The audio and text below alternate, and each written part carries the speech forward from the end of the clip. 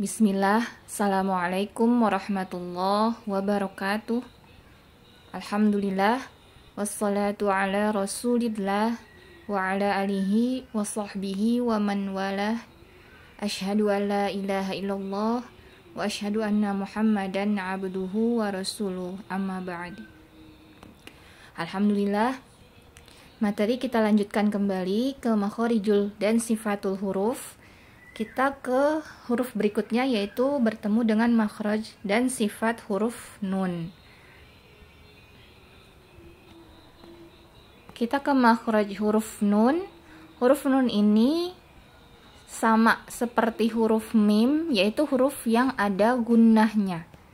Ya, makhraj huruf nun dari ujung lidah bertemu dengan gusi, disertai dengan keluarnya gunnah dari rongga hidung atau al-khayshum.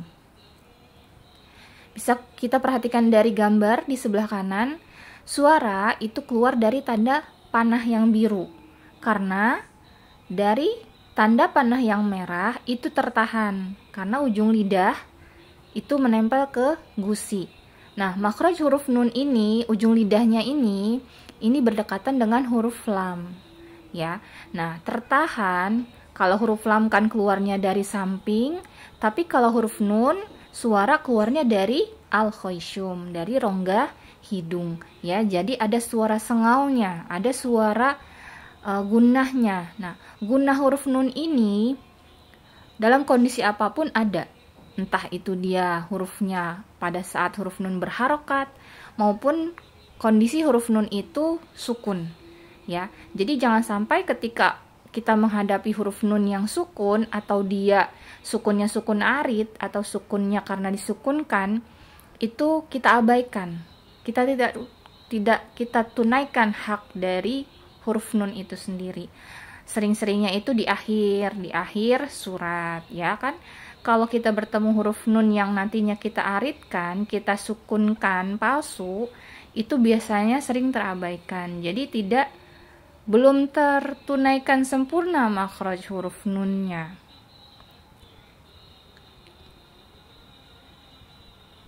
Selanjutnya kita ke sifat huruf nun.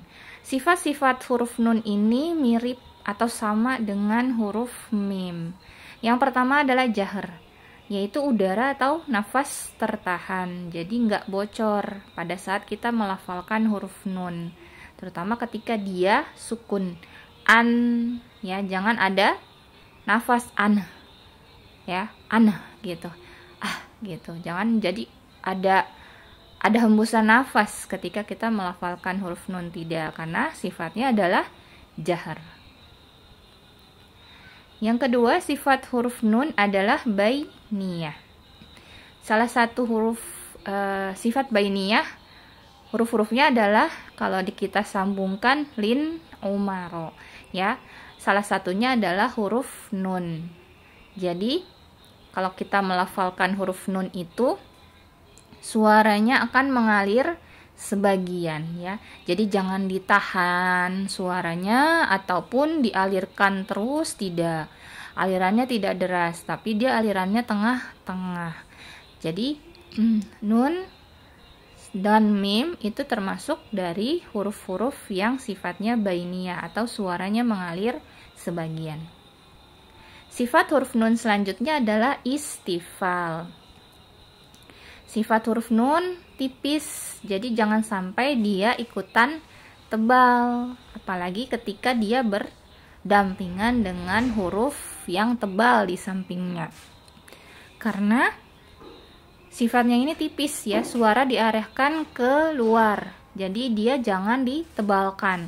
Contohnya yang mana yang ditebalkan? Nanti kita contohkan ya di bagian saat kita pelafalan huruf nun. Kita contohkan huruf nun itu yang suka terbawa tebal. Selanjutnya adalah infitah, ya, sepaket dengan istifal, jadi suara tidak terkepung, ya, lidahnya bagian tengah tidak ada cekungan kan, ya. Jadi tidak terkepung, jadi dia karena sifatnya istifal, tidak ada cekungan, dan dia juga bukan huruf itbaq, ya, yang terkepung di dalam.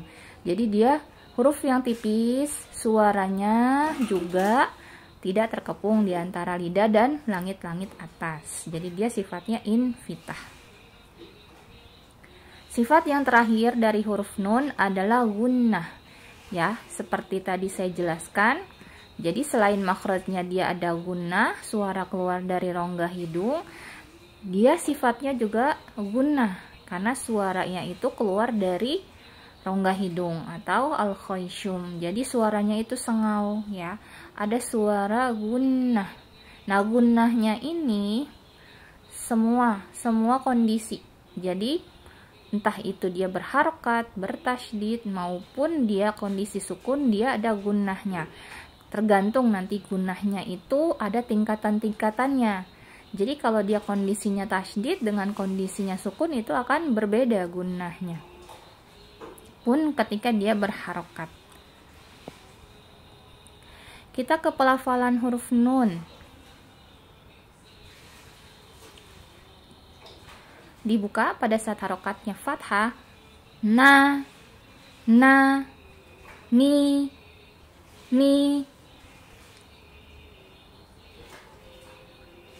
nu. Ya, ke makhrajnya dulu, tempelkan ujung lidah ke gusi, ke dekat gusi, nu, ya, baru ke harokat.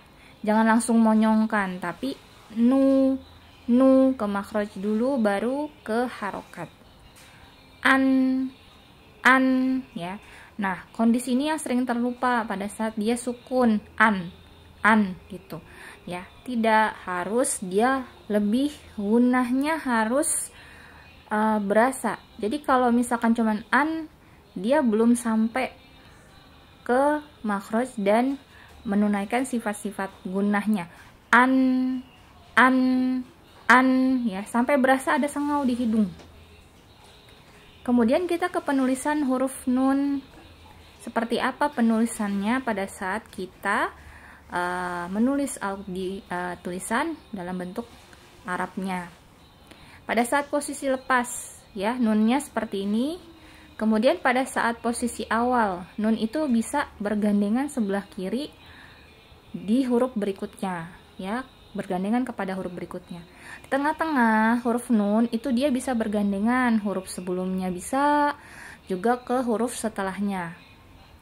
Posisi akhir ya seperti huruf nun posisi lepas, tapi dia bisa bergandengan di sebelah kanan dengan huruf sebelumnya.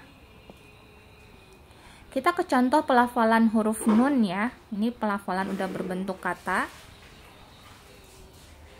Nah, pada saat kondisi bertasydid, itu kan sejatinya ada dua huruf. Jadi di sini ada huruf nun yang sukun, ada huruf yang nun yang berharokat. Nah, ini harus digunnahnya lebih lama. Kenapa?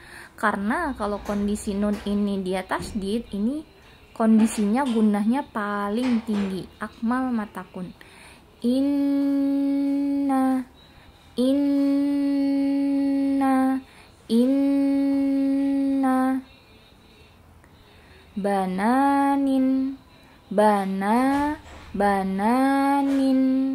bananin ya, nin. Jadi harus ada gunnah di akhirnya, jangan bananin, udah bananin seperti itu, tapi bananin. Tasma'una. Nah, itu kalau kondisi kita langsungkan bacanya atau dia bukan kondisi wakof ya. Bagaimana kalau kita wakofkan? Nah, ini kan sering kali terjadi di akhir ayat. Ini salah satu contohnya. Kita bacanya tasma'un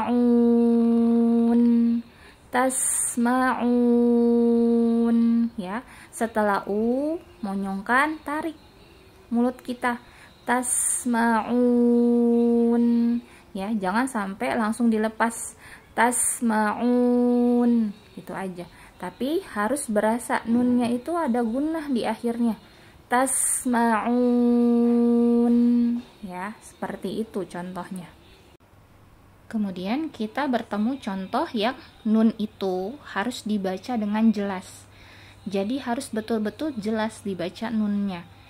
Minhum, min, minhum, minhum, minhum. Ya, ini salah satu contoh yang nun sukun ini bertemu dengan huruf, salah satu huruf al-halq yang dibacanya jadinya adalah jelas atau dibaca izhar. Jadi ketika kita bertemu dengan kata yang nun sukun itu harus dibaca izhar, ya harus dibaca jelas, min, ya, minhum, seperti itu bacanya. Kemudian yang tadi sempat saya singgung, huruf nun itu adalah salah satu huruf yang istifal, jadi huruf yang dibaca tipis. Tapi ketika dia bergandengan atau bertemu dengan huruf yang tebal, itu seringkali huruf nunnya itu ikut terbaca tebal. Contohnya yang mana? Yaitu pada kata huruf nun di depannya bertemu dengan huruful jalalah. Nah, huruf nunnya berharokat fathah atau dhammah. Ya, contohnya ini. Ya kan, ini nunnya berharokat fathah. Nah, kalau dia berharokat fathah, di depannya huruful jalalah, otomatis huruful jalalahnya dibaca tebal, ya. Jadi jangan huruful jalalahnya aja yang dibaca tebal, lamnya dibaca tebal, tapi huruf nunnya jangan ikutan tebal.